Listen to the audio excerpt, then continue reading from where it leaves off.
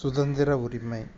சுதந்திர உரிமை பிரிவு 19 பேச்சுரிமை, கருத்து தெரிவிக்கும் உரிமை, அமைதியான முறையில் கூட்டம் கூடுவதற்கு உரிமை, சங்கங்கள், அமைப்புகள் தொடங்க உரிமை, இந்திய நாட்டிற்குள் விரும்பிய இடத்தில் வசிக்கும் மற்றும் தொழில் செய்யும் உரிமை.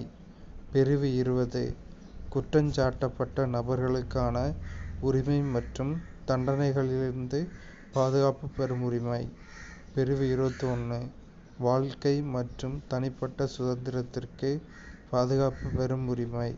பிரிவு 21A தொடக்க கல்வி பெறும் உரிமை. பிரிவு 22 சில வழக்குகளில் கைது செய்து தடுப்பு காவலில் வைப்பதற்கெதிரான பாதுகாப்பு உரிமை.